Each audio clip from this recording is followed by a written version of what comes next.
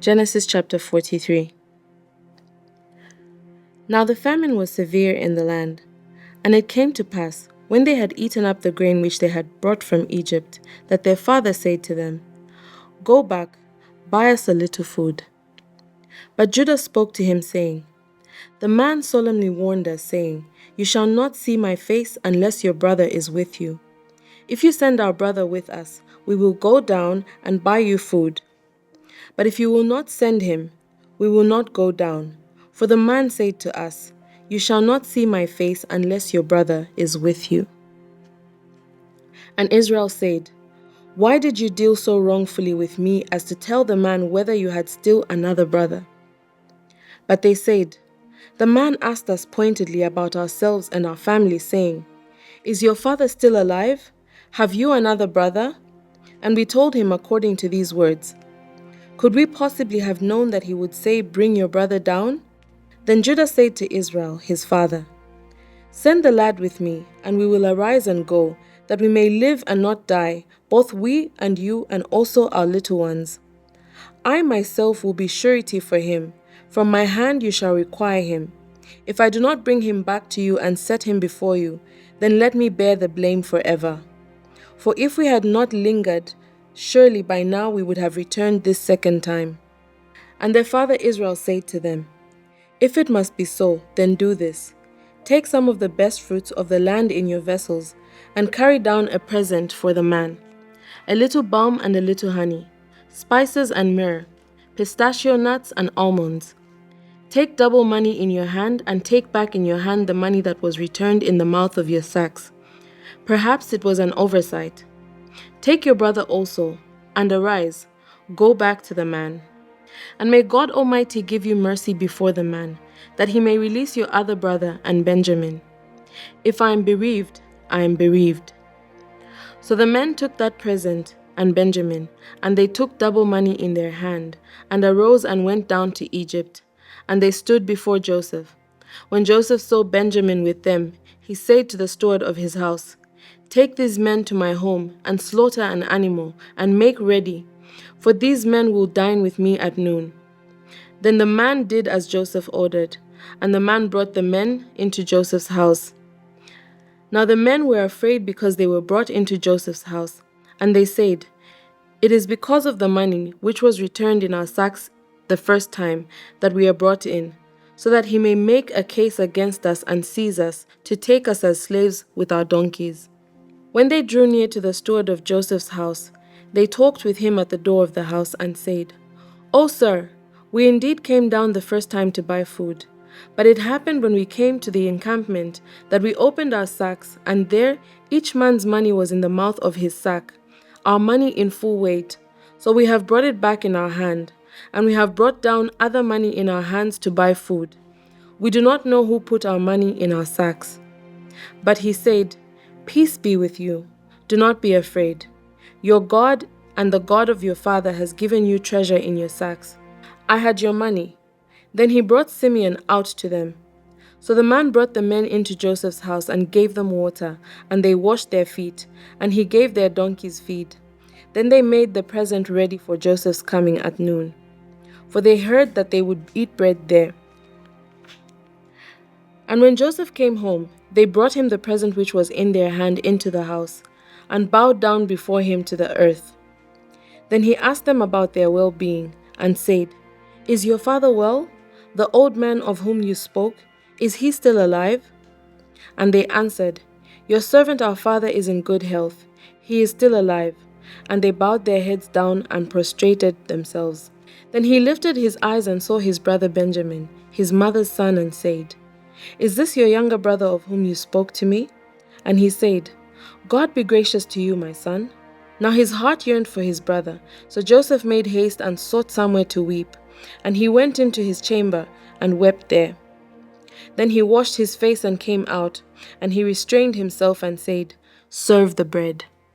So they set him a place by himself, and them by themselves, and the Egyptians who ate with him by themselves, because the Egyptians could not eat food with the Hebrews, for this is an abomination to the Egyptians. And they sat before him, the firstborn according to his birthright, and the youngest according to his youth. And the men looked in astonishment at one another. Then he took servings to them from before him. But Benjamin's serving was 5 times as much as any of theirs. So they drank and were merry with him. Genesis chapter 44. And he commanded the steward of his house, saying, Fill the men's sacks with food, as much as they can carry, and put each man's money in the mouth of his sack. Also put my cup, the silver cup, in the mouth of the sack of the youngest, and his grain money. So he did according to the word that Joseph had spoken. As soon as the morning dawned, the men were sent away, they and their donkeys. When they had gone out of the city and were not yet far off, Joseph said to his steward, Get up, follow the men, and when you overtake them, say to them, Why have you repaid evil for good? Is not this the one from which my Lord drinks, and with which he indeed practices divination? You have done evil in so doing. So he overtook them, and he spoke to them these same words. And they said to him, Why does my Lord say these words? Far be it from us that your servants should do such a thing. Look, we brought back to you from the land of Canaan the money which we found in the mouth of our sacks. How then could we steal silver or gold from your Lord's house? With whomever of your servants it is found, let him die, and we will also be my Lord's slaves. And he said, Now also, let it be according to your words. He with whom it is found shall be my slave, and you shall be blameless. Then each man speedily let down his sack to the ground, and each opened his sack. So he searched. He began with the oldest, and left off with the youngest. And the cup was found in Benjamin's sack. Then they tore their clothes, and each man loaded his donkey, and returned to the city.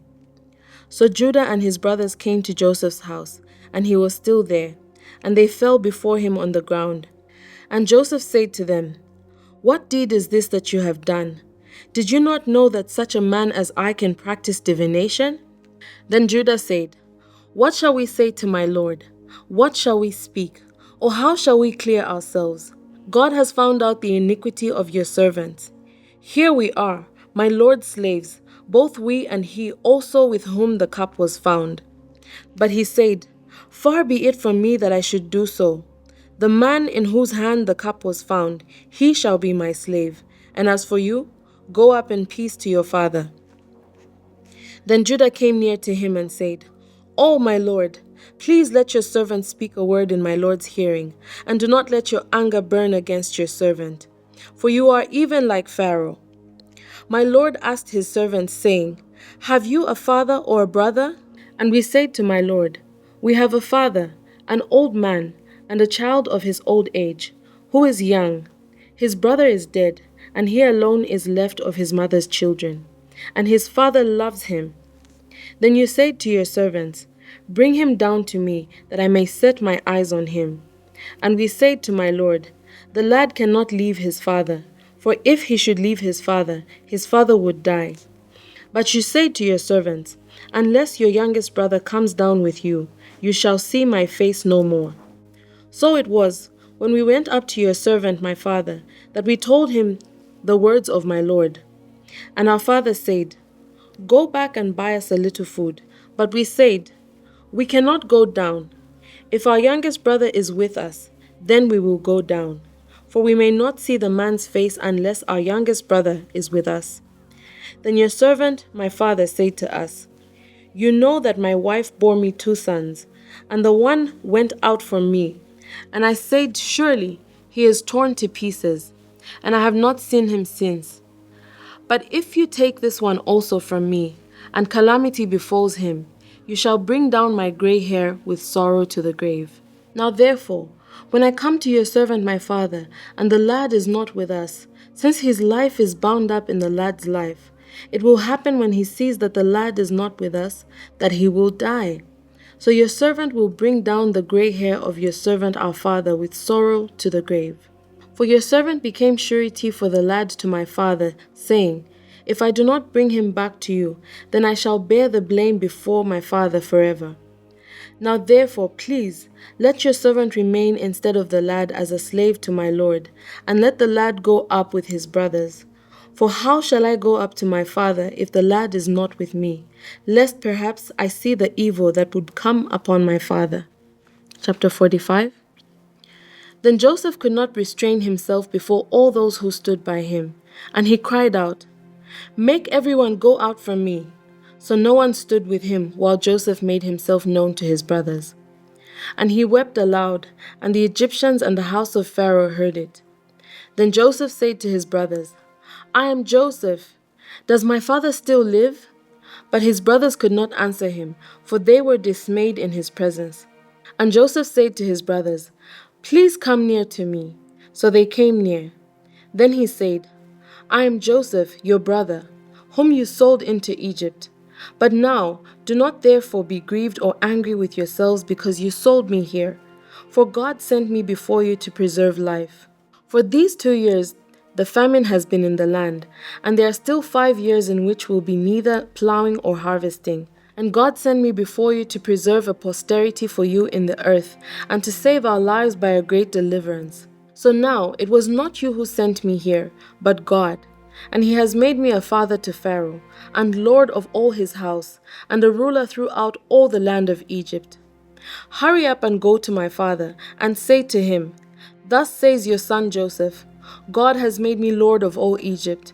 Come down to me, do not tarry. You shall dwell in the land of Goshen, and you shall be near to me, you and your children's children, your flocks and your herds, and all that you have. There I will provide for you, lest you and your household and all that you have come to poverty, for there are still 5 years of famine. And behold, your eyes and the eyes of my brother Benjamin see that it is my mouth that speaks to you. So you shall tell my father of all my glory in Egypt, and of all that you have seen, and you shall hurry and bring my father down here.' Then he fell on his brother Benjamin's neck and wept, and Benjamin wept on his neck. Moreover, he kissed all his brothers and wept over them, and after that his brothers talked with him. Now the report of it was heard in Pharaoh's house, saying, 'Joseph's brothers have come.' So it pleased Pharaoh and his servants well. And Pharaoh said to Joseph, 'Say to your brothers, do this, load your animals and depart. Go to the land of Canaan. Bring your father and your households and come to me. I will give you the best of the land of Egypt, and you will eat of the fat of the land. Now you are commanded, do this. Take carts out of the land of Egypt for your little ones and your wives. Bring your father and come.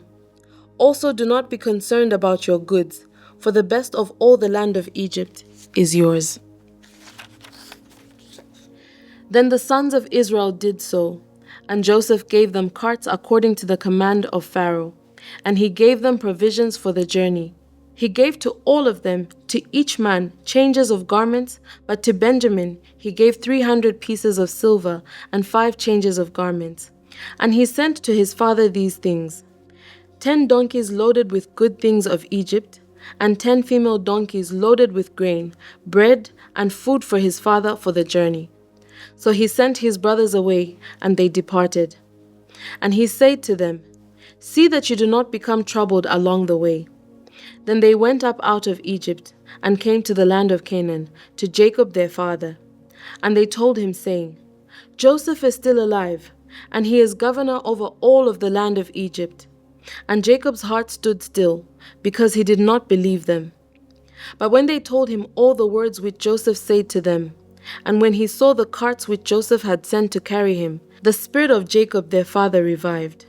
Then Israel said, 'It is enough. Joseph my son is still alive. I will go and see him before I die.'"